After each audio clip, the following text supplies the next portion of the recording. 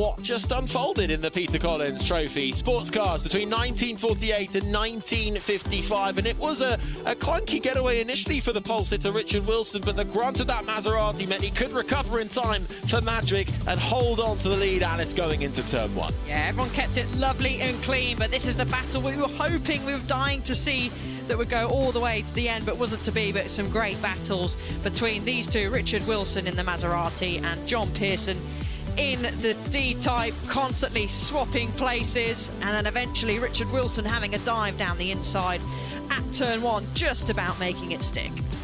Yeah, certainly. The traffic, though, proving a little bit tricky for our late race leaders in that battle. Richard Wilson in the Maserati, John Pearson hunting him down once again. But battles all throughout the field as well. Nigel Webb going up against Scott Redding in the Ferrari yellow, the yellow Ferrari, with the rear end really stepping out on him and making waves as well. Not forgetting Jonathan Bailey in the Jaguar D-Type versus the Jaguar C-Type, going hammer and tongs at it. Took a while for Bailey to get through, but he did eventually, showing that persistence is key in these races. Traffic once again coming to blows for our race leader, costing Richard Wilson the lead. That allowed John Pearson through and away, but then a little moment coming through the left-hander as well for John Pearson in the D-Type. That was all Wilson needed in the Maserati to find the gap and make his way through, and then he had his own little moment, just about holding on to the rear of that Maserati.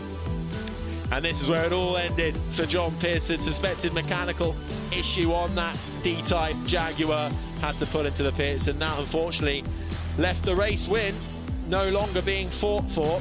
Richard Wilson putting in a sublime job nonetheless to put in the lap time and hold on to the gap he had in that Maserati. Battles, though, continued further back and even going onto the grass, Alice. It was Frederick Wakeman taking an extra wide line and going on the grass, but he was able to go back down the inside of Jack Rawls in the Austin Healey down at turn one, but Jack never made it easy for him. Tried to move over ever so slightly, but they once again kept it clean. And then our pretty much last retirement at the very end of the race was sadly the number 55, who did a little demo spin in the end there, but it of course was the number 78 car, Richard Wilson, that took the win.